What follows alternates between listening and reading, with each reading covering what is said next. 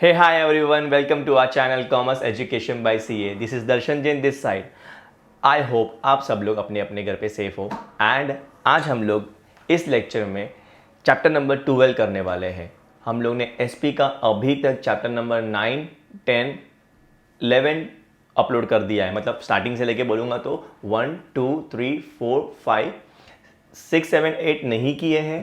Then मैंने किया है 9, 10, 11। अब मैं कर रहा हूँ चैप्टर नंबर 12 को रिकॉर्ड। ठीक है, सो चैप्टर नंबर 12 आपके सामने अभी मैं स्टार्ट करूँगा। चैप्टर नंबर 12 का नाम क्या है? Stock exchange. और चैप्टर स्टार्ट करने के पहले एक चीज़ बोलूँगा कि गाइस, अगर आपको वीडियो पसंद आ रहे हैं तो आपका फ़र्ज़ बनता है कि वीडियो को लाइक करिए, कमेंट करिए, प्लीज़ कमेंट करिए, take a moment and comment, okay. And आप मुझे बताइए कि आपको लेक्चर्स पसंद आ रहे हैं, आपका कितना पढ़ के हुआ है इस पर्टिकुलर सब्जेक्ट में, आपको डाउट्स क्या है और आपको और क्या चाहिए। मतलब what video do you want, आपको कौन सा टॉपिक पे वीडियो चाहिए। ठीक है, सो मुझे भी मालूम पड़ेगा कि आप लोग कितना मेरे साथ पढ़ रहे हो या नहीं पढ़ रहे हो। ठीक है, एंड सेकेंडली इफ़ यू अगर आपको लेक्चर पसंद नहीं आते तो आप डिसलाइक करिए, कोई दिक्कत नहीं है। एंड कमेंट सेक्शन में डिसलाइक के बाद ये भी बताइए कि आपको क्यों पसंद नहीं आया वीडियो। ठीक है, तो मुझे एक मौका मिलेगा to improve myself. Okay, I will get my weak point. So without wasting time now starting with chapter 12 that is stock exchange. ठीक है, हम लोगों ने चैप्टर नंबर 11 तक कर लिया है, अब चैप्टर नंबर 12 स्टार्ट कर रहे हैं। अब स्टॉक एक्सचेंज जो वर्ड है, ये सुनते ही हमारे दिमाग में क्या आता है? हमारे दिमाग में आता है सर स्कैम 1992, है कि नहीं? अभी वेब सीरीज देखी है सर, बहुत कुछ सुना है स्टॉक एक्सचेंज के बारे में। हमारे दिमाग में आता है हर्षद मेहता ने जो स्कैम किया था वो, है कि नहीं? फिर हमारे दिमाग में आता है कि जो लोग फ़ोन पे बात करते हैं, ठीक है, शेयर्स खरीद लिया, बेच लिया, है कि नहीं? हम यही सुनते रहते हैं, मैंने इसका शेयर खरीदा, इसका बेचा, ओके, इसका भाव गिर गया, इसका भाव बढ़ गया। तो यही सब हम सुनते रहते हैं, बट एक्चुअली एकेडमिक पर्पस के लिए ये सब काम का नहीं है। एकेडमिक मतलब आपके बुक के अनुसार ये सब काम का नहीं है इतना। ठीक है, सो हम लोग बुक के अनुसार पढ़ेंगे स्टॉक एक्सचेंज टॉपिक को। अब स्टॉक एक्सचेंज जो टॉपिक है, ओके, हम लोग ने देखा था कि स्टॉक एक्सचेंज जो होता है, चैप्टर नंबर 11 में हम लोगों ने फाइनेंशियल मार्केट देखा था। फाइनेंशियल मार्केट के अंदर हम लोगों ने ये देखा था कि फाइनेंशियल मार्केट दो प्रकार के होते हैं। सबसे पहला जो होता है that is what money market, short term के लिए, और लॉन्ग टर्म के लिए होता है कैपिटल मार्केट, है कि नहीं? लॉन्ग टर्म के लिए होता है कैपिटल मार्केट। अब कैपिटल मार्केट के अंदर हम लोगों ने दो प्रकार के देखे थे मार्केट। एक तो अपना कौन सा था, गिल्ट एज मार्केट था, और दूसरा अपना कौन सा था, securities market, industry securities market. Okay, हमने वो देखा था। उसके अंदर प्राइमरी सेकेंडरी देखा था। तो कैपिटल मार्केट का जो सेकेंडरी मार्केट होता है वो होता है स्टॉक एक्सचेंज। वो क्या होता है? Stock exchange. कैपिटल मार्केट जो होता है वहाँ पे लॉन्ग टर्म इन्वेस्टमेंट करते हैं, और सेकेंडरी मार्केट माने क्या, जहाँ पे ऑलरेडी जो शेयर्स इशूड है बाय द कंपनी ने जो शेयर्स इशू कर लिए हैं उनको खरीदा बेचा जाता है। ठीक है, जैसे कि अपना OLX, आपको OLX पता है? OLX पे हम लोग क्या करते हैं, OLX था, फिर क्विकर करके .com था। वहाँ पे हम लोग क्या करते हैं, सेकेंड हैंड चीज़ों को खरीदते बेचते हैं। तो वैसे ही जो भी कंपनी अपना IPO लेके आती है, IPO या FPO, अब जब IPO FPO लेके आया ना कंपनी, तभी तो वो प्राइमरी हो गया। ठीक है, लेकिन उसके बाद सपोज जिसने भी शेयर्स खरीदे थे उनको अगर बेचना है शेयर्स, तो वो कहाँ से बेचेगा? वो स्टॉक एक्सचेंज के माध्यम से बेचेगा। तो जब वो पर्सन जिसने शेयर्स खरीदे हुए हैं, जब वो बेचता है तो वो कौन से मार्केट में बेचता है? सेकेंडरी मार्केट में, सेकेंडरी मार्केट के हेल्प से थ्रू बेचता है, दैट इज़ स्टॉक एक्सचेंज के थ्रू। सेकेंडरी मार्केट का मतलब क्या होता है? Place where securities which are already issued by the company. एक ऐसी जगह जहाँ पे सिक्योरिटीज़ जो कंपनी ने ऑलरेडी इशूड की गई है वो बॉट एंड सोल्ड होती है, मतलब खरीदी बेची जाती है। ठीक है, अब स्टॉक एक्सचेंज टॉपिक के अंदर हम लोग और क्या देखने वाले हैं? हम देखेंगे इंट्रोडक्शन का पार्ट देखेंगे। तो स्टॉक एक्सचेंज के अंदर हम लोग अभी और क्या देखने वाले हैं? इंट्रोडक्शन पार्ट देखने वाले हैं। फिर स्टॉक एक्सचेंज के बारे में हम लोग पढ़ेंगे, मीनिंग, डेफिनेशन, फीचर्स, मैनेजमेंट कौन करता है, फिर ऑर्गेनाइजेशन स्ट्रक्चर, ऑर्गेनाइजेशन का स्ट्रक्चर क्या है, देन मेंबरशिप के बारे में देखेंगे स्टॉक एक्सचेंज की मेंबरशिप के लिए, फिर फंक्शंस क्या है स्टॉक एक्सचेंज का, फिर मेजर स्टॉक एक्सचेंज कौन से हैं इंडिया में, फिर इंपॉर्टेंट टर्म्स, स्टॉक एक्सचेंज के अंदर कौन सी टर्म्स यूज होते हैं ज़्यादा करके। फिर हम लोग एक और टॉपिक पढ़ेंगे दैट इज सेबी के बारे में। सेबी का मीनिंग देखेंगे और फंक्शंस देखेंगे। सेबी माने क्या? Security exchange board of India. So now without wasting time you can focus. Introduction के पार्ट में क्या लिखा हुआ है? इंट्रोडक्शन के पार्ट में ये लिखा हुआ है कि जो स्टॉक एक्सचेंज है ना, stock exchange it is a part of financial market. ये तो हमें पता है सर। फाइनेंशियल मार्केट आपने ऑलरेडी पढ़ा हुआ है, मतलब क्या? A place where borrower meets lender, है कि नहीं? A place where a person who needs money meets a person who has access money. जिसके पास ज़्यादा पैसा है वो किसको मिलता है? जिसको पैसे की ज़रूरत होती है। तो फाइनेंशियल मार्केट का हिस्सा है, ये तो हमें पता ही है। It is a part of capital market. Okay, देखो अगर वो फाइनेंशियल मार्केट का हिस्सा है तो वो कैपिटल मार्केट या फिर मनी मार्केट का हिस्सा होगा। बट हमें पता है कि स्टॉक एक्सचेंज जो है वो कैपिटल मार्केट का हिस्सा है, जहाँ पे सेकेंड हैंड सिक्योरिटीज़ को क्या होता है? खरीदा बेचा जाता है। खरीदा बेचा जाता है कि क्यों खरीदते, क्यों बेचते? ताकि इन्वेस्टमेंट, जिसको इन्वेस्टमेंट करना है वो इन्वेस्टमेंट करे। इन्वेस्टमेंट मतलब लॉन्ग टर्म के लिए, या फिर जिसको क्या करना है? ट्रेडिंग। क्या करना है? ट्रेडिंग। ट्रेडिंग मतलब खरीदना है बेचना है, खरीदना है बेचना है। वो खरीद के रखने वाला नहीं है अपने पास, ठीक है? तो वो स्पेक्यूलेशन कहते हैं, जिसे हम आम भाषा में सट्टेबाजी कहते हैं ना, सट्टेबाजी। ओके, अब कैपिटल मार्केट के अंदर हमने ऑलरेडी देखा कि सेकेंड हैंड सिक्योरिटीज़ जो होती है वो बॉट एंड सोल्ड करते हैं। बट एक चीज़ ध्यान रखना कि स्टॉक एक्सचेंज के अंदर खाली लिस्टेड सिक्योरिटी जो होती है, लिस्टेड सिक्योरिटी जो होती है वही खरीदी बेची जाती है। मतलब आपको अगर कोई सिक्योरिटी मतलब शेयर, बॉन्ड कुछ भी खरीदना है स्टॉक एक्सचेंज से, तो उस कंपनी को पहले अपने आप को स्टॉक एक्सचेंज पे क्या करना पड़ेगा? रजिस्टर करना पड़ेगा, जिसे हम लिस्टिंग कहते हैं। ओके, अब moving to the next point कि क्या बोला गया यहाँ पे कि स्टॉक एक्सचेंज को क्या कहा जाता है? स्टॉक एक्सचेंज को सेकेंडरी मार्केट भी कहा जाता है, शेयर मार्केट भी कहा जाता है, शेयर बाजार भी कहा जाता है, स्टॉक मार्केट भी कहा जाता है। स्टॉक एक्सचेंज को क्या क्या कहा जाता है वो यहाँ पे लिखा हुआ है, उसके अलग अलग प्रकार के नाम दिए गए। अब स्टॉक एक्सचेंज होता क्या है, उसका मीनिंग समझेंगे। Meaning of stock exchange. तो स्टॉक एक्सचेंज क्या है? एक जगह है। क्या है? एक जगह है जहाँ पे अलग अलग प्रकार की सिक्योरिटी का मतलब शेयर्स, बॉन्ड्स, आपको डिबेंचर्स, जो बोलना है बोलो, सब उधर मिलता है। Various types of securities are purchased and sold, ठीक है? एक ऐसी जगह जहाँ पे अलग अलग टाइप की सिक्योरिटीज़ को हम लोग क्या करते हैं? खरीदते बेचते हैं। वो एक्ट करता है एज इंटरमीडियरी, मतलब middle person between the agent and the borrower. मतलब जो एजेंट एंड द बोरोवर नहीं, इन्वेस्टर एंड द बोरोवर, ठीक है? Intermediary between the investor and the borrower. एक बात ध्यान रखना कि जैसे हम लोग फ्लैट खरीदने जाते हैं, वैसे हम डायरेक्टली फ्लैट खरीदने के लिए किसी के भी घर पे चले नहीं जाते हैं। हम पहले किसके पास जाते हैं? एजेंट के पास, और एजेंट हमें वो घर दिखाता है। वैसे ही आप और मुझे किसी को भी अगर शेयर्स बाई करने हैं तो हम डायरेक्टली कंपनी में नहीं घुस सकते, या फिर जिसके पास शेयर्स है उसके पास डायरेक्टली नहीं जा सकते। हमें अगर शेयर्स खरीदने हैं तो हमें कहाँ जाना पड़ेगा? स्टॉक एक्सचेंज में। स्टॉक एक्सचेंज के पास जाएंगे और वहाँ से हम लोग, स्टॉक एक्सचेंज हमको ढूंढ के देगा बायर या सेलर, जो भी है। अगर हमको खरीदना है तो हमें सेलर ढूंढ के देगा, और अगर हमको बेचना है तो स्टॉक एक्सचेंज हमको बायर ढूंढ के देगा। तो बेसिकली स्टॉक एक्सचेंज जो है वो इंटरमीडियरी है। इंटरमीडियरी का मतलब होता है मिडल मैन, ठीक है? या फिर एजेंट, ठीक है? आगे बढ़ते हैं। स्टॉक एक्सचेंज को रेगुलेट कौन करता है? स्टॉक एक्सचेंज को रेगुलेट कौन करता है? सेबी करता है। रेगुलेट का मतलब होता है कंट्रोल कौन करता है? सेबी करता है। क्यों करता है? ताकि जो इन्वेस्टर्स है उनको सेफ्टी एंड स्टेबिलिटी मिले, उनको सेफ्टी और स्टेबिलिटी मिलेगी। लंदन स्टॉक एक्सचेंज, लंदन का जो स्टॉक एक्सचेंज है वो कभी बना था? वो 1571 में, मतलब 1571 में लंदन का स्टॉक एक्सचेंज बना था। मतलब आप समझ सकते हो हमारा इंडिपेंडेंस हुआ था 1947, हम लोग से वो लोग 300 साल आगे हैं। और इंडिया में स्टॉक एक्सचेंज कब बना था? 1875। See you can see the difference, 1875 minus 1571। हमारे यहाँ पे 1875 में आया था और उनके यहाँ पे कभी 1571 में। मतलब वो हम उनसे 300 साल या 250-300 साल पीछे है, ठीक है? अब डेफिनेशन को देखेंगे। डेफिनेशन क्या बोलता है? डेफिनेशन बोलता है कि अकॉर्डिंग टू सेक्रा, सेक्रा मतलब सेक्रा एक कानून है। सेक्रा क्या है? एक कानून, security contract regulation act. Okay, security contract regulation act जो है वो कभी आया था? सिक्योरिटी कॉन्ट्रैक्ट रेगुलेशन एक्ट मैंने आपको ऑलरेडी चैप्टर नंबर 9 में बता दिया था कि भाई सबसे पहले सिक्योरिटी मार्केट को, माने स्टॉक मार्केट को सेक्रा कंट्रोल करता था। तो तभी जब से क्या होता है अपना स्टॉक एक्सचेंज आया था ना, मतलब स्टॉक एक्सचेंज आया था ये नहीं बोल सकता हूँ, बट जब कंपनी लॉ आया था तभी सेक्रा आया था। कंपनी लॉ आया था तब सेक्रा आया था। वो क्या बोलता है? सेक्रा क्या बोलता है? स्टॉक एक्सचेंज क्या है? स्टॉक एक्सचेंज एक एसोसिएशन है, एक ऑर्गेनाइजेशन या बॉडी ऑफ इंडिविजुअल, ठीक है? मतलब एक संस्था है जो इनकॉर्पोरेट है या फिर नहीं है। इनकॉर्पोरेट मतलब कंपनी भी हो सकती है, नहीं भी हो सकती है। एक ऐसी ऑर्गेनाइजेशन जो कंपनी भी हो सकती है या कंपनी नहीं भी हो सकती है। क्यों बनाई गई? वाई इट इज एस्टैब्लिश, क्यों किया? उसका पर्पस क्या था? Assisting regulating controlling, ARC, assisting regulating controlling. किस चीज़ को असिस्ट करना है, किस चीज़ को रेगुलेट करना है, किस चीज़ को कंट्रोल करना है। Business of buying selling and dealing in securities, मतलब सिक्योरिटीज़ को खरीदना बेचना या वो सिक्योरिटीज़ में डील करने का जो बिजनेस था, ओके, उसको क्या करना था, असिस्ट करना था, रेगुलेट करना था और कंट्रोल करना था। इसलिए हम लोगों ने किसको एस्टैब्लिश किया, स्टॉक एक्सचेंज को। ये एक डेफिनेशन है। और दूसरा डेफिनेशन किसने दिया है, हस्बैंड एंड डॉकररी। किसने दिया है, हस्बैंड एंड डॉकररी।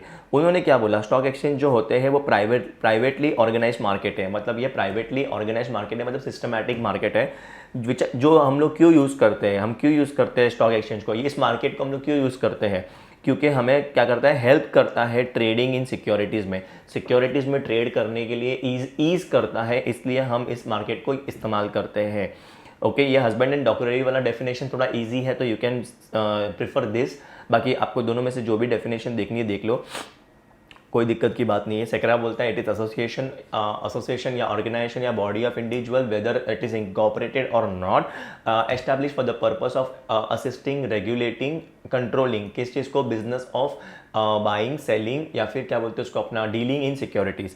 और नेक्स्ट आता है अकॉर्डिंग टू हस्बैंड एंड डॉकररी, आपने देखा ऑलरेडी, वो तो आसान है, प्राइवेटली ऑर्गेनाइज मार्केट जो हम क्यों यूज़ करते हैं, to facilitate trading in securities. ठीक है, तो ये था डेफिनेशन। अब हम देखेंगे features of stock exchange. Stock exchange के फीचर्स क्या है, तो स्टॉक एक्सचेंज का फीचर सबसे देखो सबसे पहला फीचर क्या है, मार्केट फॉर सिक्योरिटी। मतलब स्टॉक एक्सचेंज क्या है, एक मार्केट प्रोवाइड करता है।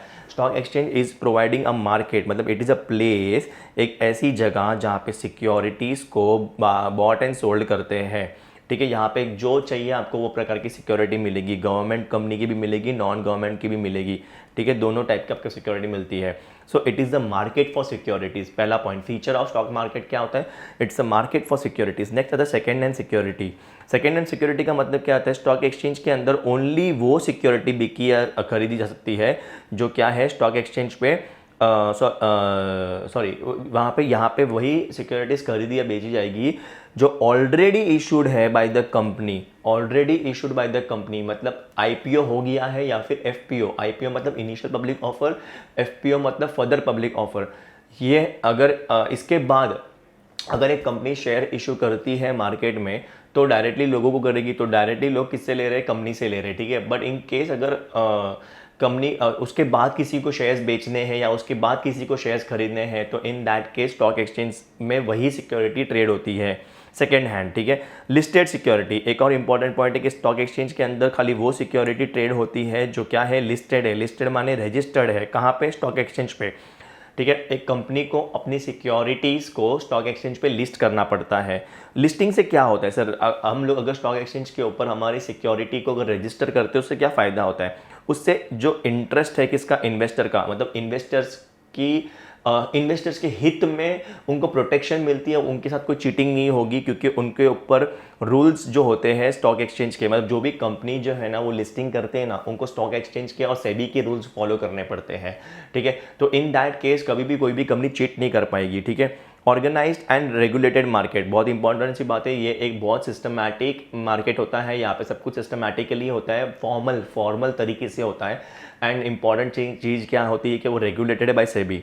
Okay, regulated by SEBI.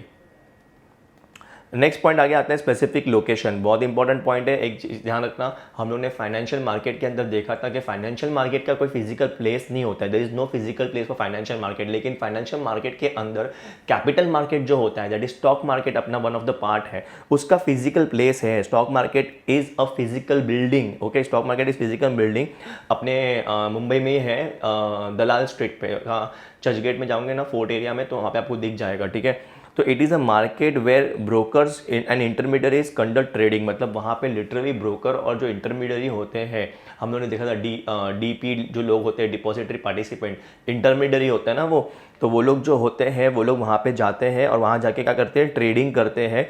लेकिन आज के दिन पे today all the trading is electronically, all the trading जो भी होती है सब इलेक्ट्रॉनिकली ही होती है। नेक्स्ट पॉइंट आता है ट्रेडिंग ओनली थ्रू मेंबर्स। देखो, हर कोई जाके स्टॉक एक्सचेंज में ब्रोकर की तरह शेयर्स खरीद बेच सकता नहीं है। तो आपको अगर स्टॉक मार्केट में आपके नाम पे शेयर्स खरीदने हैं या बेचने हैं तो इसलिए आपको क्या करना पड़ेगा, आपको क्या बोलते हैं मेंबरशिप लेनी पड़ेगी स्टॉक एक्सचेंज के पास जाके कि मुझे ब्रोकर बनना है, मुझे शेयर्स बेचने हैं मेरे नाम पे टू द इन्वेस्टर्स, ठीक है। सो ये थे पॉइंट किसके, फीचर्स ऑफ अपना स्टॉक मार्केट। सबसे पहला पॉइंट था it is a market for the securities, ठीक है। फिर दूसरा पॉइंट था सेकंड हैंड सिक्योरिटीज़। फिर तीसरा पॉइंट था लिस्टेड सिक्योरिटीज़। चौथा पॉइंट क्या आता है अपना organised and regulated market. Fifth point आता है स्पेसिफिक लोकेशन है। और सिक्स्थ पॉइंट अपना जो आता है बहुत सिंपल सा, ट्रेडिंग थ्रू मेंबर्स, सिर्फ मेंबर्स ही ट्रेडिंग कर सकते हैं, मतलब आपको मेंबरशिप लेनी पड़ेगी। फिर management of the stock exchange, management कौन करता है सर, स्टॉक एक्सचेंज का मैनेजमेंट कौन करता है। स्टॉक एक्सचेंज का जो देखो स्टॉक एक्सचेंज का जो ओवरऑल मैनेजमेंट करना होता है ना, मतलब उसकी जो you can say day to day activities पे कौन ध्यान रखता है, तो उसके लिए एग्जीक्यूटिव कमिटी होती है। कौन होती है, एग्जीक्यूटिव कमिटी। अब इस एग्जीक्यूटिव कमिटी को है ना हर जगह पे अलग अलग नाम से बोला जाता है। देखो नेम या फिर कंपोजिशन, मतलब इस एग्जीक्यूटिव कमिटी के अंदर कौन कौन होगा, कौन कौन नहीं होगा, एंड पावर, इस एग्जीक्यूटिव के अंदर जो भी लोग होंगे उनके पास क्या पावर्स रहेंगे। It differs from exchange to exchange, मतलब हर स्टॉक एक्सचेंज के अनुसार वो नाम ऑफ द कमिटी, फिर उनका पावर क्या है और उनमें कौन कौन होंगे, वो एक्सचेंज टू एक्सचेंज, मतलब हर स्टॉक एक्सचेंज में अलग अलग होगा, ठीक है। नेक्स्ट आता है कि जो एग्जीक्यूटिव कमिटी होती है ना, इसको सपोर्ट भी करते हैं। कौन सपोर्ट करता है, एडवाइजरी कमिटी या फिर लिस्टिंग कमिटी। मतलब एग्जीक्यूटिव कमिटी अकेले काम नहीं करती है, उसको असिस्ट करने के लिए और भी कमिटियां होती है। आपने बुक में 2 नाम दिया हुआ है, एडवाइजरी कमिटी और लिस्टिंग कमिटी। तो ये था मैनेजमेंट ऑफ स्टॉक एक्सचेंज। अभी नेक्स्ट आता है organisation of structure of stock exchange.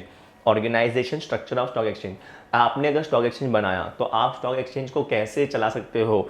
आप उसको एज अ एनपीओ, पहले तो एज अ एनपीओ, आप एनपीओ मतलब नॉन प्रॉफिट ऑर्गेनाइजेशन के तौर पे चला सकते हो। फिर नेक्स्ट आता है आप उसको as a company limited by shares, company limited by shares चला सकते हो। और तीसरा आता है आप उसको company limited by guarantee, company limited by guarantee, आप उसको, ये तीन फॉर्म है जिसमें स्टॉक एक्सचेंज आप चला सकते हो। पहला तो आता है कि अपना एनपीओ, फिर दूसरा आता है लिमिटेड बाय शेयर्स और तीसरा आता है limited by guarantee.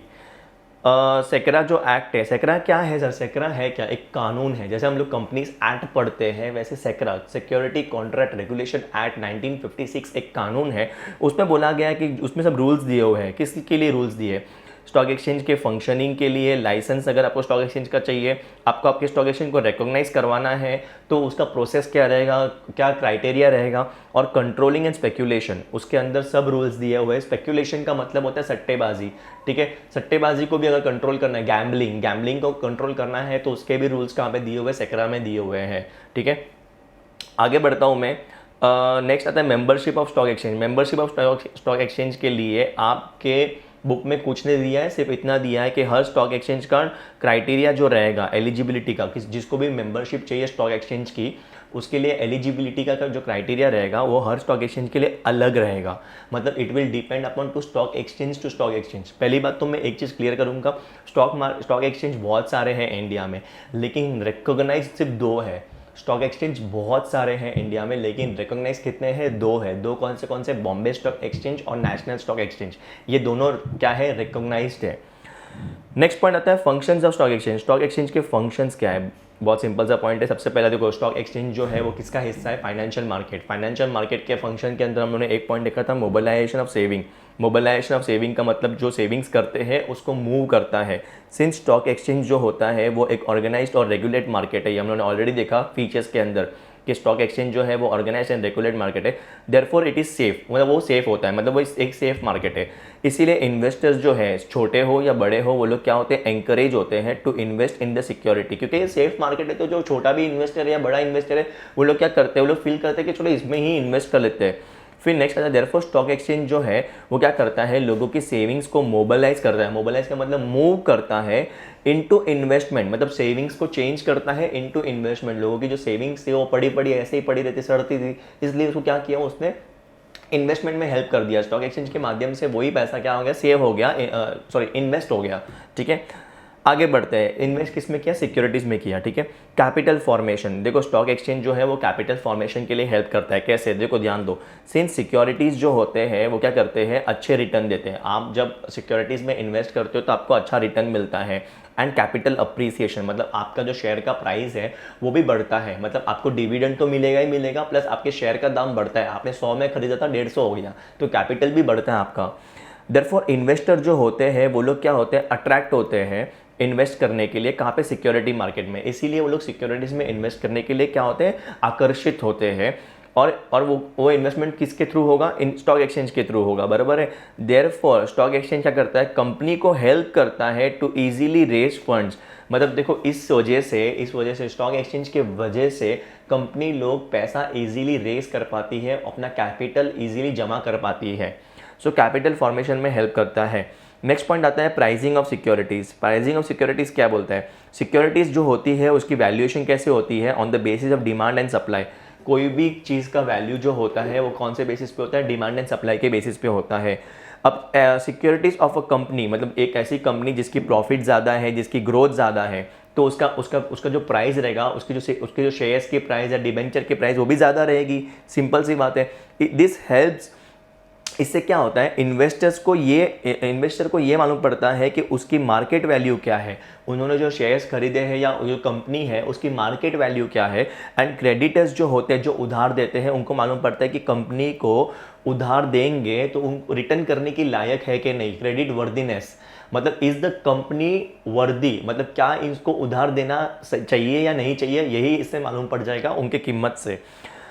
Okay, moving forward, economic barometer. Economic barometer मतलब देखो जैसे ही क्या होता है, अपन को बुखार चेक करना होता है तो हम लोग क्या यूज़ करते हैं, थर्मोमीटर यूज़ करते हैं। वैसे ही स्टॉक मार्केट से मालूम पड़ता है इस इकोनॉमी कैसी है, ये कंट्री की इकोनॉमी कैसी है। मतलब स्टॉक मार्केट जो है, स्टॉक एक्सचेंज जो है, वो एक टूल है। टूल मतलब एक साधन है जिससे हम लोग मेजर करते हैं कि कंपनी का इकोनॉमिक कंडीशन कैसा है, कंपनी का इकोनॉमी आर्थिक स्थिति कैसी है। देखो आप एक चीज़ ध्यान रखना, कंट्री के अंदर कुछ भी चेंज होता है ना, कुछ भी चेंज होता है, कंट्री के अंदर कुछ भी चेंज होगा तो शेयर के प्राइजेस में भी चेंज होगा, ठीक है। अब कल कहीं पे अगर वॉर होता है तो आप देखना स्टॉक मार्केट में उसका प्रभाव दिखने मिलेगा, आपको स्टॉक मार्केट में उसका प्रभाव देखने मिलता है। इंक्रीज और डिक्रीज इन शेयर प्राइस से क्या होता है, हमें मालूम पड़ता है कि अगर शेयर प्राइस बढ़ रहा है मतलब बूम पीरियड है, मतलब अच्छा पीरियड चल रहा है, और अगर शेयर प्राइस गिर रहा है मतलब तो मंदी चल रही है, मतलब रिसेशन है, रिसेशन। स्टॉक एक्सचेंज जो है वो पल्स है एक इकोनॉमी की। देखो जैसे हम लोग को हाथ में जब डॉक्टर के पास जाते हैं तो डॉक्टर पहले हाथ में पल्स चेक करता है कि इनके पल्स चल रहे हैं कि नहीं चल रहे हैं, उससे मालूम पड़ता है कि जो मरीज़ है वो उसकी कंडीशन कैसी है। वैसे ही स्टॉक एक्सचेंज से मालूम पड़ता है कि कंट्री का इकोनॉमिक सिचुएशन कैसा है, कंडीशन कैसा है। तो ये था point economic barometer. Next point आता है protecting the interest of investor. एक मिनट गाइस, हम लोग क्या पढ़ रहे हैं पहले वो ध्यान देना, आप वो मत भूलना। हम लोग पढ़ रहे हैं functions of stock exchange. Stock exchange का क्या काम है, सबसे पहले हम मोबिलाइजेशन ऑफ सेविंग्स, फिर कैपिटल फॉर्मेशन, फिर प्राइसिंग ऑफ सिक्योरिटीज, फिर इकोनॉमिक बैरोमीटर। अभी नेक्स्ट आता है protecting the interest of the investor. देखो सिंस स्टॉक एक्सचेंज जो है वो लिस्टेड सिक्योरिटी को ही ट्रेड करने देता है, लिस्ट किया तो ही ट्रेड करने मिलेगा। और listing is done after checking the soundness of the company, मतलब कंपनी के फाइनेंशियल सिचुएशन को, कंपनी के फाइनेंशियल स्टेटमेंट को देखते हैं, उनके पास उनकी लायक है कि नहीं है, उनकी we can say are they worth to be listed, उसके बाद ही उसको लिस्टिंग मिलती है। जो भी लिस्टेड कंपनी होती है उनको क्या करना पड़ता है, रूल्स कंप्लाई करना पड़ता है, किसका, स्टॉक एक्सचेंज का भी और सेबी का भी। जो भी लिस्टेड कंपनी होगी उसे क्या करना पड़ेगा, स्टॉक एक्सचेंज और सेबी के रूल्स को फॉलो करना पड़ेगा। इन विच केस आप मेरे को बताओ, जो भी कंपनी अगर लिस्ट होती है तो वो स्टॉक एक्सचेंज के रूल फॉलो करेगी, सेबी के रूल फॉलो करेगी, तो आप मुझे बताओ क्या वो चीटिंग कर पाएगी, नहीं कर पाएगी। इसीलिए स्टॉक एक्सचेंज जो है वो प्रोटेक्ट करता है interest of the investor. Next point आता है लिक्विडिटी। स्टॉक एक्सचेंज की वजह से एक बहुत इंपॉर्टेंट फंक्शन है, आप ध्यान देना कि स्टॉक एक्सचेंज की वजह से क्या होता है, एक रेडी मार्केट मिलती है किसको, इन्वेस्टर को, कि वो सिक्योरिटी को बाय करे, सेल करे, जो करना है करे, मजा करे, ठीक है। तो आप एक बात समझ नहीं रहे हो कि स्टॉक एक्सचेंज की वजह से पता है क्या हो रहा है, इन्वेस्टर का जो पैसा है वो इजीली कन्वर्ट होता है किसमें, कैश में। एक बार जाना, अपन कोई भी जगह खरीदते हैं, सपोज एक लैंड खरीदते हैं या बिल्डिंग या फ्लैट खरीदते हैं, ठीक है, उस फ्लैट को बेचने के लिए अपनी जान निकल जाती है या खरीदने के लिए जान निकल जाती है। हम जब 1 साल 6 महीना हमें घूमना पड़ता है तब जाके एक अच्छा फ्लैट मिलता है या फिर एक अपना फ्लैट बिकता है, क्योंकि बहुत बहुत मुश्किल होता है हमें खरीदार ढूंढने के लिए, मतलब बायर ढूंढने के लिए, या फिर हमें बहुत मुश्किल मिलता है कि सेलर ढूंढने के लिए। मतलब हमारा जो पैसा होता है वो अटका पड़ा रहता है। लेकिन यहाँ पे ध्यान देना, अगर आपने सिक्योरिटीज़ में इन्वेस्ट किया होता है तो आपका जो पैसा है वो इजीली कन्वर्ट होता है इनटू कैश। कैसे? With the help of the stock exchange. Investor, इससे क्या होता है, इन्वेस्टर है ना, इन्वेस्टर को ये फर्क नहीं पड़ता है कि कंपनी उस पैसे को लॉन्ग टर्म प्रोजेक्ट में डालेगी कि शॉर्ट टर्म प्रोजेक्ट में डालेगी। जिसमें डालना है डालो, अगर मुझे कल उठ के पैसे की जरूरत पड़ी मैं स्टॉक मार्केट में अपने शेयर्स बेच दूंगा। समझ रहे हैं आपको? ये वाला पॉइंट था यहाँ पे। फिर आता है बेटर एलोकेशन ऑफ कैपिटल। देखो एक बात समझना, जो भी कंपनी का प्रॉफिट ज़्यादा होता है उसके प्राइस क्या होते हैं, हाई कोट होते हैं, मतलब ज़्यादा होते हैं। सो इससे क्या होता है, एक बार और समझना, जिसके भी प्राइस ज़्यादा होंगे या फिर जिसका प्रॉफिट ज़्यादा होगा तो उसका प्राइस ज़्यादा होगा और वही शेयर मार्केट में ज़्यादा करके ट्रेड होगा, मतलब ज़्यादा खरीदा बेचा जाएगा।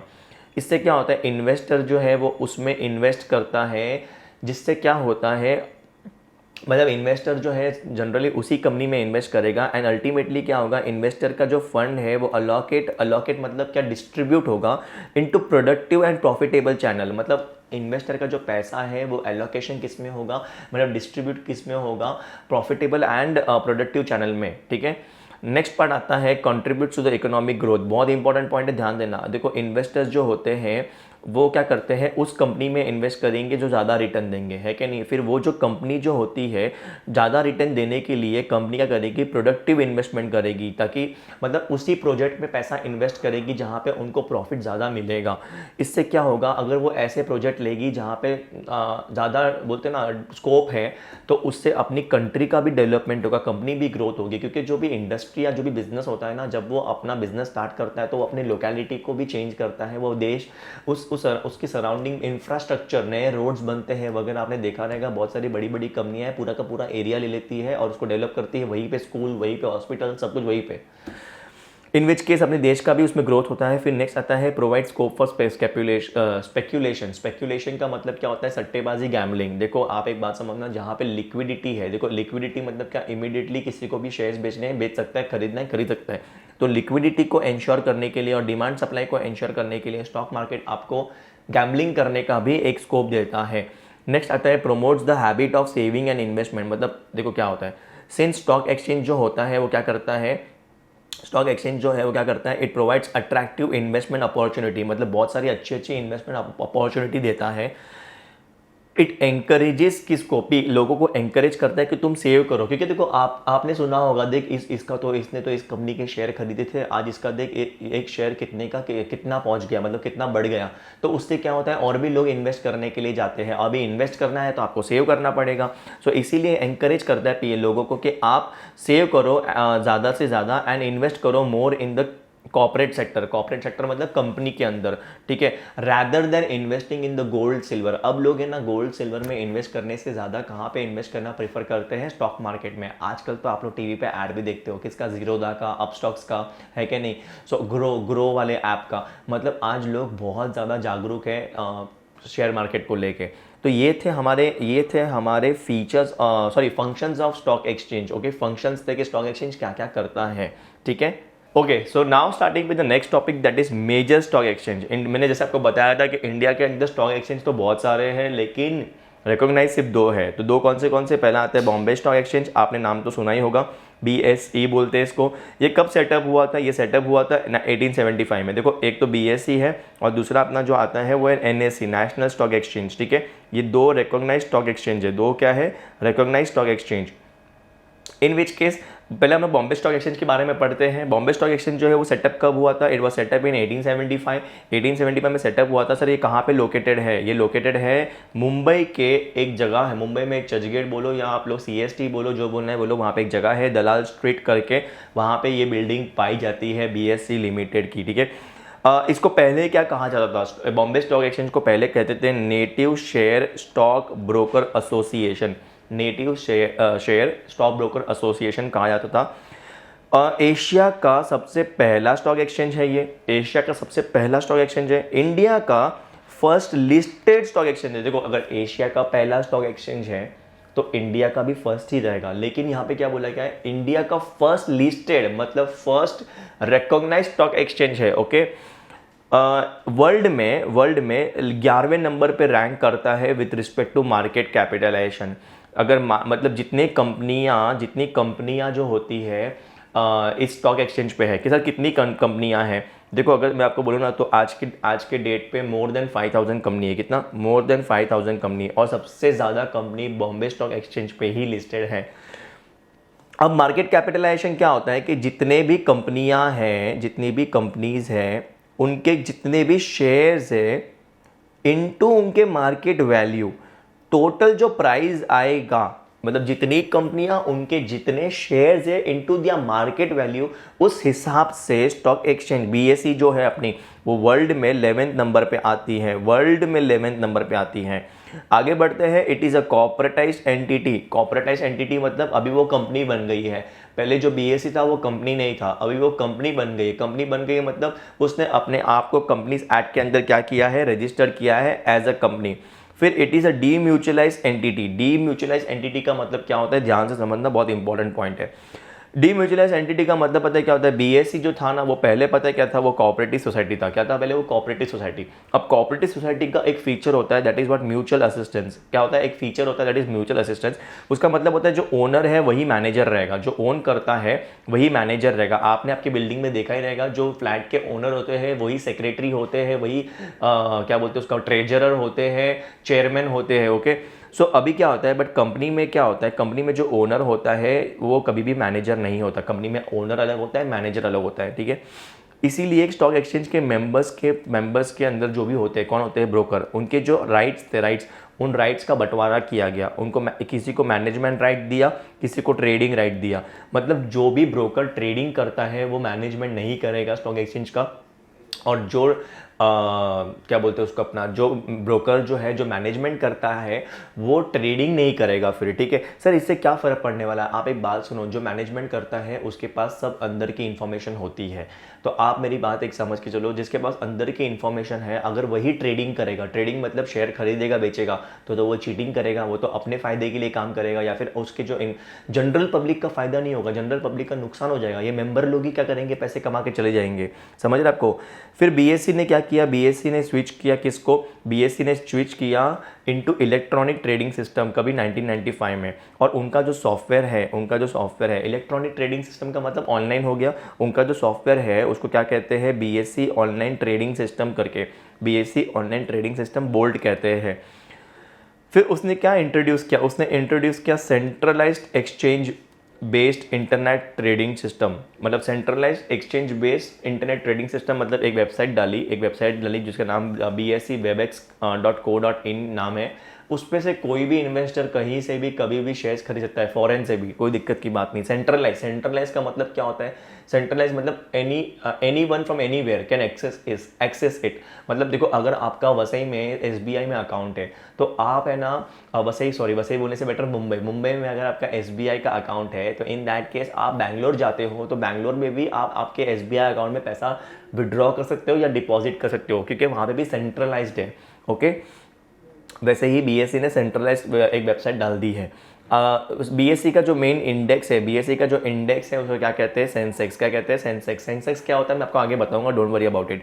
अभी हम लोग नेक्स्ट देखेंगे क्या, नेशनल स्टॉक एक्सचेंज कभी सेटअप हुआ था। सबसे पहले तो सेटअप किसने किया था? बहुत सारे लीडिंग फाइनेंशियल इंस्टीट्यूशंस थे, मतलब बहुत सारी बड़ी बड़ी बैंक थी जिन्होंने क्या किया, एनएसई की स्थापना की। कभी की? 1992 में। कभी की?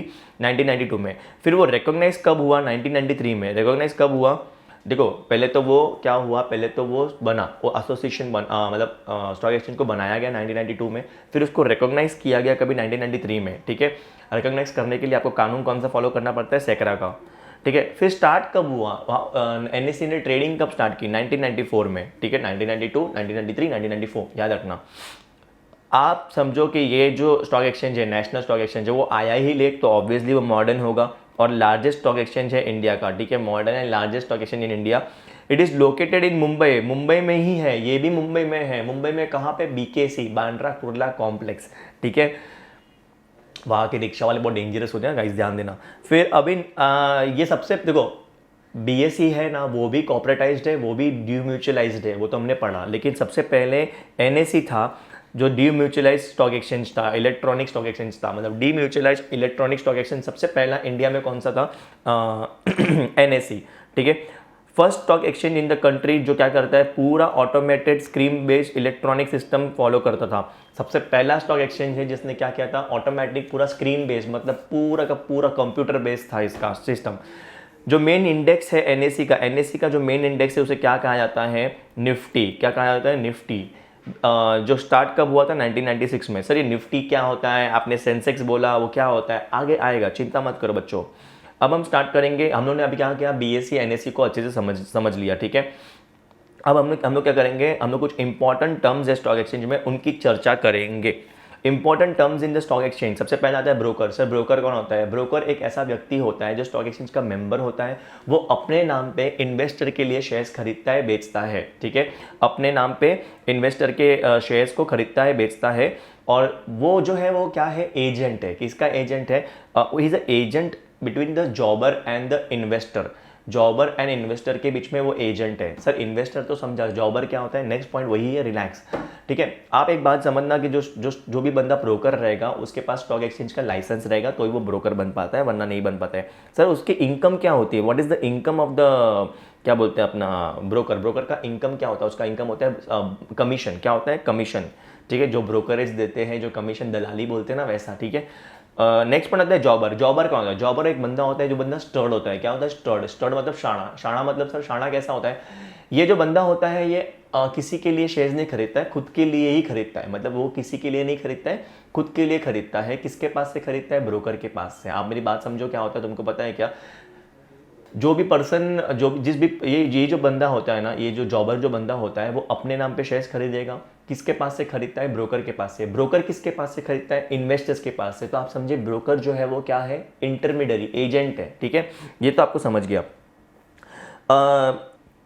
देखो एज एन ओनर ही खरीदता है और उसको क्या करता है, हाई प्राइस पे बेचता है, हाई प्राइस पे बेचता है। अगर स्कैम 1992 देखा रहेगा तो उसमें हर्षद मेहता ने जो स्टार्ट किया था अपना journey in the stock market, that was as a jobber, ठीक है। अब ये जो बंदा होता है ये प्रोफेशनल स्पेक्यूलेटर होता है। प्रोफेशनल स्पेक्यूलेटर मतलब क्या, प्रोफेशनल गैम्बलर। मतलब इसके पास बहुत ज़्यादा नॉलेज होती है, इसलिए ये गैम्बलिंग कर पाता है। मतलब क्या करता है, सस्ते भाव में खरीदता है, महंगे भाव में शेयर को बेचता है। बट एक चीज़ ध्यान रखना, जॉबर जो होता है वो डायरेक्टली कभी भी इन्वेस्टर के पास नहीं जा सकता। He can not go directly to the investor. Moving on to the next point, bull. Bull मतलब तेजी वाला। तेजी वाला मतलब बुल एक ऐसा व्यक्ति होता है, मतलब एक ऐसा बंदा है जो क्या उसको क्या लगता है कि मार्केट जो है वो ऊपर जाने वाला है। क्या उसको क्या लगता है, मार्केट क्या है, ऊपर जाने वाला है। तो वो क्या करेगा तुम्हें पता है, वो क्या करेगा, शेयर्स को खरीदेगा, ताकि उसको पता है कि मार्केट ऊपर जाने वाला है, तो वो शेयर्स अभी से खरीद के रखेगा, फिर जब भाव बढ़ जाएंगे तब बेचेगा, ठीक है। और उससे उसका प्रॉफिट होगा। सो बुल पर्सन जो होता है उसके वजह से क्या होता है, वो लोग शेयर ज़्यादा खरीदते हैं। अब शेयर ज़्यादा खरीदेंगे तो उस पर्टिकुलर कंपनी के जो शेयर है उसकी डिमांड बढ़ जाएगी, डिमांड बढ़ जाएगी तो उसकी प्राइस बढ़ जाएगी। मतलब बुल से क्या होता है, प्राइजेस बढ़ते हैं। क्या होता है, बुल से क्या होता है, प्राइजेस बढ़ते हैं।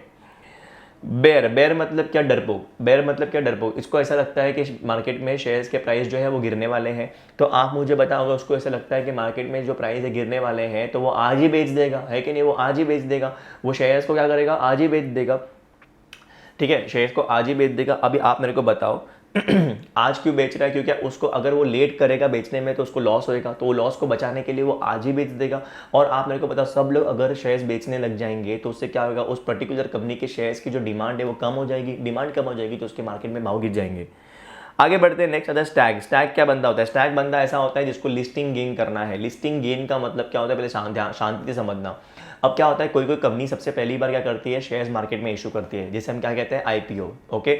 अब क्या होता है, कुछ लोग जो होते हैं उनको क्या करना होता है, उनको उस कंपनी में शेयर्स लेके कोई उनको इंटरेस्ट नहीं है। उनको क्या करना है, उनको उस कंपनी के शेयर्स खरीदने हैं। जैसे ही वो कंपनी स्टॉक मार्केट में लिस्ट होगी और जो प्राइस होगा उस प्राइस पे बेच के निकल जाने का, ठीक है, उस प्राइस पे बेच के निकल जाने का। जरा शांति से समझना। स्टैग क्या होता है, स्टैग एक मेंबर होता है जो क्या करता है वो नई सिक्योरिटीज जो इशू होती है उसको खरीदता है प्राइमरी मार्केट से। प्राइमरी मार्केट मतलब कंपनी से खरीदता है और फिर उसको क्या करता है, हाई प्राइस पे क्या करता है, बेच देता है। हाई प्राइस पे उसको बेच देता है, ठीक है। एक सेकेंड, सॉरी, उसको लेटर उसको हाई प्राइस पे उसको बेच देता है। एक सेकेंड, ओके, एक second guys, just a minute. हाँ, उसको क्या करता है, हाई प्राइस पे उसको बेच देता है। उससे कब बेचता है, जब वो सिक्योरिटी स्टॉक मार्केट में लिस्ट हो जाती है और उससे उसका बेनिफिट होता है। तो इसको स्टैक को अगर आपको याद है ना, तो लिस्टिंग गेन मतलब पहले तो आईपीओ के टाइम पे खरीद लो, नई सिक्योरिटीज जो आती है वो खरीद लो, और जैसे वो कंपनी लिस्ट होती है स्टॉक मार्केट पे, तो जो ज़्यादा भाव रहेगा फटाफट बेच के निकल जाओ। लेम डक क्या होता है, लेम डक का मतलब क्या होता है, ये एक ऐसा बंदा है जो क्या है, बेयर ब्रोकर। बेयर मतलब डरपोक है, ठीक है। इसको लगता है मार्केट में क्या होने वाला है, शेयर के दाम गिरने वाले हैं, उसको लगता है मार्केट में शेयर के दाम गिरने वाले हैं, लेकिन उसका हो जाता है पोपट। क्या हो जाता है उसका पोपट, मार्केट में शेयर के दाम गिरते नहीं है बल्कि बढ़ जाते हैं, ठीक है, इसके वजह दाम बढ़ जाते हैं, तो इसको लेम डक कहा जाता है। नेक्स्ट आता है वुल्फ मतलब क्या होता है, वुल्फ मतलब शाणे लोग, मतलब वुल्फ फॉक्स जो होता है शाना होता है, वो क्या करता है तुमको पता है, he is a smart speculator मतलब एक ऐसा सट्टोरिया जो दिमाग से तगड़ा है। दिमाग से तगड़ा मतलब सर पता है क्या होता है इसमें, ये लोग है ना, ये लोग पहले से ही मार्केट के ट्रेंड को समझ लेते हैं, मार्केट के ट्रेंड को पहले से ही समझ लेते हैं, और उसी अनुसार वो लोग एक्शन लेते हैं मार्केट में, और उसी अनुसार उनका प्रॉफिट ज़्यादा होता है। नेक्स्ट आता है सेटलमेंट मतलब पता है, आप जब शेयर्स खरीदते हो ना, जब आप शेयर्स खरीदते हो तो सेटलमेंट मतलब क्या होता है तुम्हें पता है, आपको शेयर्स मिलते कब है, ठीक है। तो जनरली शेयर्स के दाम पे सिक्योरिटीज के मार्केट के अंदर क्या होता है, T+2 का सेटलमेंट टाइम चलता है। T+2 मतलब अगर आपने जिस दिन शेयर का ऑर्डर प्लेस किया कि मुझे 2 शेयर खरीदने हैं, तो उस दिन से लेके 2 दिन के अंदर आपके पास शेयर्स आ जाते हैं, ठीक है। इसके कहते हैं सेटलमेंट। फिर आता है कॉन्ट्रैक्ट नोट। क्या आता है कॉन्ट्रैक्ट नोट क्या होता है सर, कॉन्ट्रैक्ट नोट बहुत सिंपल सी बात है, हर ब्रोकर अपने क्लाइंट को क्या देता है, कॉन्ट्रैक्ट नोट देता है। मतलब उसने क्या क्या डीलिंग किया है सिक्योरिटीज के अंदर, उसके बारे में उसको एक क्या दिया जाता है, कॉन्ट्रैक्ट मतलब एक डॉक्यूमेंट दिया जाता है। क्या देता है, एक डॉक्यूमेंट दिया जाता है उसको, और ये जो डॉक्यूमेंट की कॉपी दोनों के पास एक एक होती है। और एक और इंपॉर्टेंट बात है, 24 आवर्स के अंदर उसको ये कॉन्ट्रैक्ट नोट दे देते हैं। ट्रेडिंग रिंग तो बहुत सिंपल सी बात है, एक जगह होती है कहाँ पे, स्टॉक मार्केट में एक जगह होती है जहाँ पे लोग लिटरली आते हैं और वहाँ पे क्या करते हैं, शेयर्स को खरीदते बेचते हैं, ठीक है। आज के डेट पे सब कुछ इलेक्ट्रॉनिक है, तो आज के डेट पे ट्रेडिंग रिंग पे कोई आता नहीं है, ठीक है। There is no trading room, ठीक है, पहले ट्रेडिंग रिंग हुआ करती थी। नेक्स्ट आता है इनसाइडर ट्रेडिंग का मतलब पता है क्या होता है, देखो जैसे कि कोई कंपनी में आप क्या हो, डायरेक्टर हो, क्या हो आप कंपनी के डायरेक्टर हो, पब्लिक कंपनी की बात करो, पब्लिक कंपनी में आप क्या हो, डायरेक्टर, ओके। अगर आप कंपनी में डायरेक्टर हो तो इन दैट केस क्या होता है, आप बोर्ड मीटिंग में बैठते हो तो आपको सब इन्फॉर्मेशन पता होती है कंपनी की, ठीक है। और वो इन्फॉर्मेशन जो होती है वो बाहर पब्लिक इन्फॉर्मेशन नहीं होती है, वो नॉन पब्लिक इन्फॉर्मेशन होती है। लेकिन उस पब्लिक इन्फॉर्मेशन को आप क्या कर लेते हो, आप उसको किसी और को दे देते हो, ठीक है। कोई आप अपने रिश्तेदार को बता देते हो, ठीक है, आप अपने रिश्तेदार को ये नॉन पब्लिक इन्फॉर्मेशन दे देते हो। उससे क्या होता है, वो बंदा उस कंपनी के शेयर को खरीदता है या बेच देता है और प्रॉफिट कमा लेता है। तो इसे कहा जाता है अनफेयर। ये इनसाइडर ट्रेडिंग है। क्या हो गया, इनसाइडर ट्रेडिंग। ये इलीगल है, ये अनफेयर है, ठीक है। नेक्स्ट आता है डे ट्रेडिंग। क्या आता है डे ट्रेडिंग का हम दूसरे शब्द में पता क्या बोल सकते हैं, इंट्राडे। क्या बोल सकते हैं, इंट्राडे। मतलब आपने आज ही शेयर खरीदा, मार्केट खुला, आपने शेयर खरीद लिया और मार्केट बंद होने के पहले आपने वो शेयर को बेच दिया, ठीक है। इसे कहते हैं इंट्राडे मतलब एक ही दिन के अंदर आपने शेयर को खरीद के बेच दिया, एक दिन से ज़्यादा आप उस शेयर को नहीं रखते हो। Before the close of market and opening of market, ठीक है, before the close of market आप सेटलमेंट कर लेते हो, ठीक है। नेक्स्ट आते हैं सेंसेक्स किसका इंडेक्स है, बीएसई का इंडेक्स है। किसका इंडेक्स है, बीएसई का। उसके अंदर इंडिया की टॉप 30 कंपनीज के शेयर्स आते हैं, ठीक है। सेंसेक्स के अंदर क्या होता है, बीएसई का इंडेक्स है, उसके अंदर टॉप 30 कंपनीज आती है इंडिया की। कितनी, टॉप 30, और जो एक्टिवली ट्रेडेड होती है, लिस्टेड होती है। और इसे सेंसेक्स इसलिए कहते हैं क्योंकि ये बढ़ते घटता रहता है, सेंसिटिव है, ठीक है, सेंसिटिव है। आगे बढ़ते हैं निफ्टी किसका इंडेक्स है, एनएससी का इंडेक्स है, ठीक है। इसके अंदर टॉप 50 कंपनी आती है। कितनी, टॉप 50। देखो सेंसेक्स में टॉप 30 आती है, यहाँ पे टॉप 50 आती है। अब ये टॉप 50 कंपनीज में 30 तो वही है जो बीएसई के सेंसेक्स में है, ठीक है। निफ्टी के अंदर जो 50 कंपनी है, उसके अंदर जो 30 कंपनियां जो है ना, 50 में से तो 30 कंपनी है वो तो सेंसेक्स वाली ही है, बीएसई के सेंसेक्स वाली है। बाकी 20 जो है वो नहीं आती है, ठीक है। और ये कब क्रिएट होता है, 1996 में हुआ था, ठीक है। रैली का मतलब क्या होता है, सेंसेक्स या फिर निफ्टी अगर 14 से लेके 20 दिन तक, 14 से लेके 20 डेज तक अगर अपवर्ड डायरेक्शन में चलते हैं, कैसे चलते हैं, अपवर्ड डायरेक्शन मतलब बढ़ते जा रहा है, सेंसेक्स बढ़ते जा रहा है, निफ्टी बढ़ते जा रहा है लगातार 14-15 दिन के लिए, ठीक है। तो उसे हम क्या कहते हैं, रैली कहते हैं। और आप मुझे बताओ, जब मार्केट बढ़ेगा तो कौन सा टाइप का जो इन्वेस्टर है वो एक्टिव रहेगा, आप मुझे कमेंट सेक्शन में ये बताओ, ठीक है। नेक्स्ट आता है क्रैश मतलब अगर मार्केट गिर रहा है, मार्केट मतलब कंटिन्यूसली गिर रहा है, बढ़ने के बदले गिर रहा है 14 से लेके 20 दिन के लिए, ठीक है। सो इन दैट केस हम उसको क्या कहेंगे, क्रैश कहेंगे। अब मार्केट मतलब सेंसेक्स या निफ्टी, ठीक है। नेक्स्ट आता है मार्केट कैपिटलाइजेशन। ये मैंने आपको ऑलरेडी बता दिया। मार्केट कैपिटलाइजेशन मतलब क्या होता है, नंबर ऑफ शेयर्स जितना कंपनी ने इशू किया है मार्केट में, नंबर ऑफ शेयर्स मार्केट में कंपनी ने इशू किया है इनटू इट्स मार्केट वैल्यू, उसे मार्केट कैपिटलाइजेशन कहेंगे, या फिर उसको कंपनी का वर्थ कहते हैं, कंपनी की वर्थ कितनी है, कितनी वैल्यू है। स्टॉप लॉस का मतलब होता है, बहुत सिंपल सी बात है, अगर कोई इन्वेस्टर है उसको अगर एक पर्टिकुलर दाम पे शेयर्स को बेचना है लॉस अवॉइड करने के लिए, सपोज आपने क्या किया, 150 रुपये का शेयर खरीदा, ठीक है। आप क्या बोलते हो आपके ब्रोकर को कि कुछ भी हो जाए, अगर शेयर का दाम 150 से नीचे जाएगा तो बेच देना, 150 से नीचे जाए मतलब 150 मतलब 149 होएगा तो बेच देना, सो दैट मेरा ज़्यादा लॉस ना हो, जितना मैंने खर्चा किया है उतना तो मुझे मिल जाए, है कि नहीं। सो स्टॉप लॉस क्या होता है, एक इंस्ट्रक्शन होती है, आपने क्या किया है, इंस्ट्रक्शन दिया है, किसको दिया है, इन्वेस्टर ने किसको दिया है, ब्रोकर को दिया है, इन्वेस्टर ने दिया है ब्रोकर को, क्या इंस्ट्रक्शन दिया है कि खरीद लेना या फिर बेच लेना, खरीद लेना या फिर बेच लेना एक सर्टन प्राइस पे। और ये सर्टन प्राइस कौन बोलता है, इन्वेस्टर बोलता है कि इस दाम पे या तो तुम खरीद लेना तो बेच देना, बोल देगा, ठीक है। क्यों बोलता है सर, क्योंकि वो लॉस को अवॉइड करना चाहता है ताकि दाम उससे नीचे ना गिरे या उससे ज़्यादा ना बढ़ जाए। अब हम लोग स्टार्ट करेंगे नेक्स्ट टॉपिक, मतलब इसी चैप्टर में लास्ट टॉपिक जो अपना है वो that is what, security exchange board of India. Security exchange board of India that is SEBI. क्या पढ़ेंगे हम लोग, सेबी। अब तुमको मैं बताता हूँ सेबी क्या होता है, ध्यान देना, मैं एक बैकग्राउंड दूंगा, मजा आएगा, आपको समझ में तो अच्छा लगेगा। देखो 1992 में तुमको पता है क्या हुआ था, 1992 के पहले की बात चल रही है, 1992 के पहले की। सिक्योरिटी मार्केट जो था वो रेगुलेट कौन करता था, सिक्योरिटी मार्केट मतलब स्टॉक मार्केट को रेगुलेट कौन करता था, कंट्रोल कौन करता था, कंपनीज एक्ट करता था, सेक्रा करता था, ठीक है। फिर क्या हो गया, कैपिटल मार्केट जो है वो बढ़ने लग गया, मतलब लोग ज़्यादा से ज़्यादा शेयर्स में इन्वेस्ट करने लग गए, बहुत सारे लॉ आ गए, और बहुत सारे लॉ आए तो बहुत सारे कानून बढ़ते गए, क्योंकि जितने ज़्यादा मार्केट बढ़ता गया उतने ज़्यादा ये स्कैम होता गया, उतना ज़्यादा स्कैम होता गया, तो उसके वजह से लॉज लाने पड़े, कानून लाने पड़े, तो बहुत सारे कानून थे, अब अलग अलग कानून देखना पड़ता था, है कि नहीं। तो अलग अलग कानून देखने के लिए हमें उसको मॉनिटर करने के लिए, एडमिनिस्ट्रेशन करने के लिए हमारे पास मैन पावर नहीं था, एक्सपर्ट लोग नहीं थे इतने, हमारे पास मैन पावर नहीं था और एक्सपर्ट लोग नहीं थे। तो उसके वजह से अगर उसके चलते ही एक चीज़ आता था, हर्षद मेहता स्कैम जो है वो भी तभी हुआ था, 1992 में हुआ था। क्या करता था, बैंक से पैसा लेता था एंड देन क्या करता था, अलग अलग कंपनी में इन्वेस्ट करता था, बैंक से पैसा लेता था और अलग अलग कंपनी में इन्वेस्ट करता था और फेक डिमांड क्रिएट करता था और शेयर के प्राइस को उसने पता क्या किया था, एक कंपनी के तो शेयर के प्राइस को 200 से लेकर 9000 तक लेके गया था। एक शेयर का प्राइस 200 था, उसको वो 9000 तक लेके गया, क्योंकि उसने उस कंपनी के शेयर की प्राइस को फेक डिमांड से बढ़ा दिया था।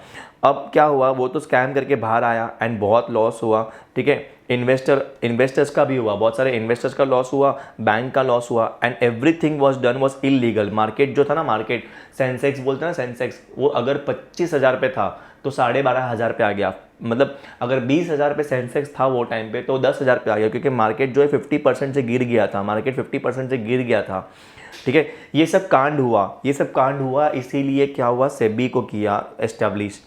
सारे जो लॉज थे वो अलग अलग जगह पे थे, इसीलिए उन सब लॉज को अपन ने क्या कर दिया, एक ही जगह पे लाया और सेबी कानून अपन ने एस्टैब्लिश किया। क्या एस्टैब्लिश किया, सेबी का कानून एस्टैब्लिश किया।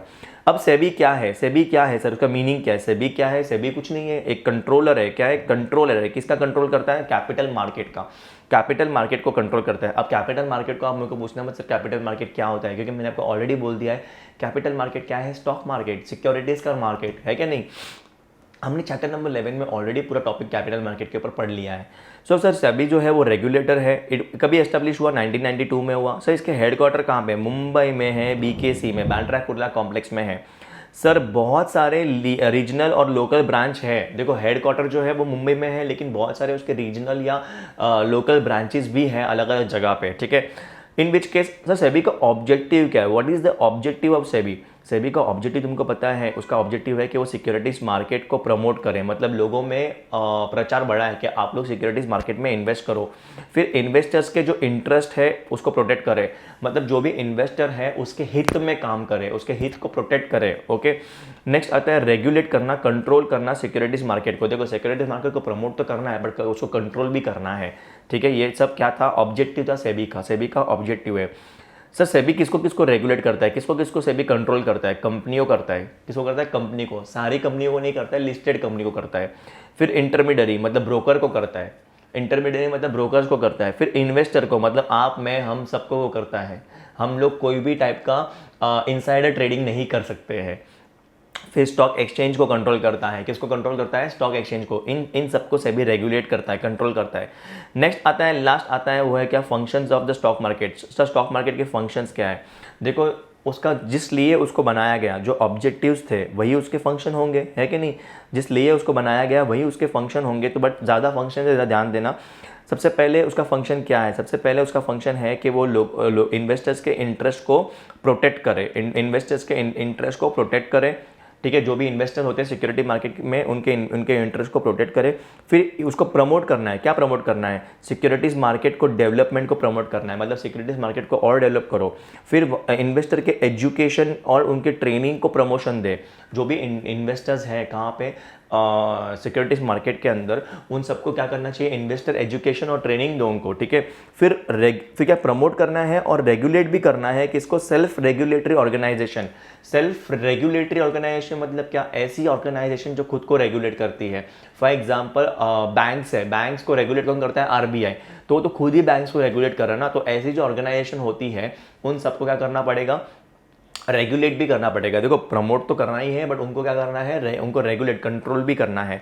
तो सबसे पहला पॉइंट था प्रोटेक्ट करना, ठीक है। दूसरा पॉइंट था प्रमोट करना। प्रमोट में क्या था? डेवलपमेंट ऑफ सिक्योरिटीज मार्केट, फिर इन्वेस्टर का एजुकेशन और regulate the self regulatory organisation. फिर आप देखोगे, देखो मैंने पॉइंट को ऐसे ही रखा है, पहले प्रोटेक्ट है फिर प्रमोट है, प्रमोट के बाद मैंने लास्ट पॉइंट रेगुलेट रखा है। तो आपको याद आएगा रेगुलेट के बाद क्या होगा? To regulate the business of stock exchange. ठीक है, पहला था प्रोटेक्ट, फिर प्रमोट। प्रमोट के अंदर लास्ट पॉइंट क्या था? Promote and regulate, promote and regulate, समझ रहे? फिर नेक्स्ट पॉइंट क्या आता है? Regulate the business of stock exchange and other security market, मतलब जितने भी स्टॉक एक्सचेंज है उन सबके बिजनेस को रेगुलेट करना, कंट्रोल करना। फिर नेक्स्ट आता है रजिस्टर एंड रेगुलेट। क्या आता है? Register and regulate. सर किसको रजिस्टर करना है, किसको रेगुलेट करना है?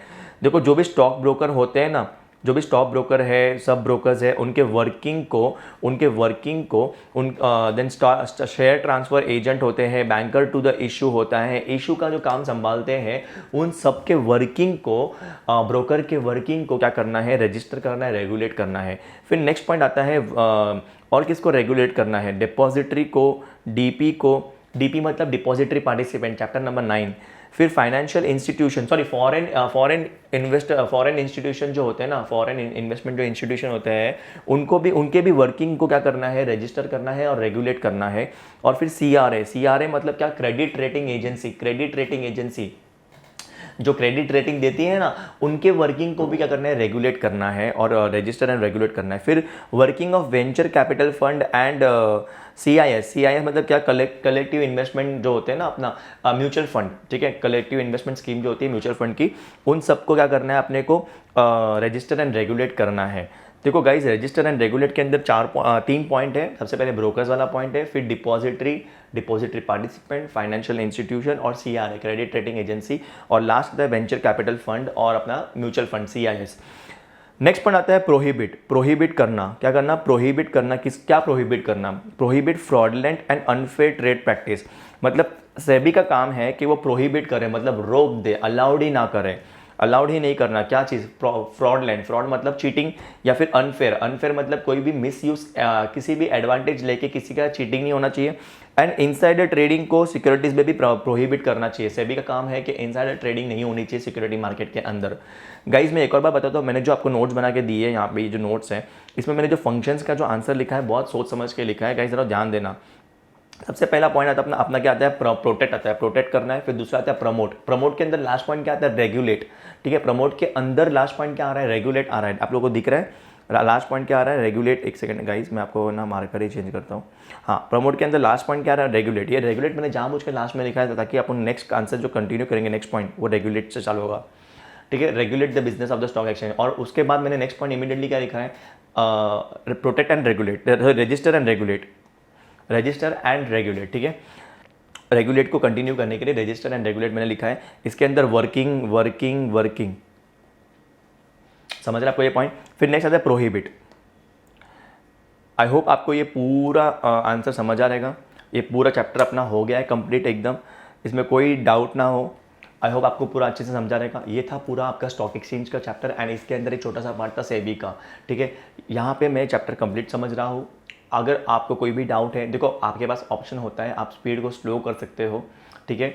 और जिसको मेरी स्पीड ऑलरेडी स्लो लग रही है वो फास्ट कर सकता है वीडियो को। अगर आपको चैप्टर समझा है अच्छे से तो आप प्लीज़ कमेंट करिए कि हाँ आपको ये वीडियो समझा है। आपको वीडियो को लाइक करना बहुत ज़रूरी है, क्योंकि हम लोग को समझता है कि आपको हमारा जो कंटेंट है वो पसंद आ रहा है या नहीं आ रहा है। और इम्पॉर्टेंट चीज़, लाइक से कमेंट भी करिए कि आपने लेक्चर कितना देखा, आपको कितना अच्छा लगा, ठीक है। एंड आपके जो दूसरे दोस्त हैं उनको भी आप ये लेक्चर क्या करिए, शेयर करिए, क्योंकि ये लेक्चर का बेनिफिट सबसे ज़्यादा से ज़्यादा लोगों के पास पहुंचना चाहिए। जितने भी ज़्यादा लोगों के पास पहुंचेगा उन सबको बेनिफिट होगा। एंड अगर इन केस आपको लेक्चर पसंद नहीं आ रहा है तो आप बिंदास डिसलाइक करिए और कमेंट सेक्शन में डिसलाइक का रीज़न लिखिए, ठीक है। Till than happy learning and हाँ, सब्सक्राइब करो चैनल को प्लीज़।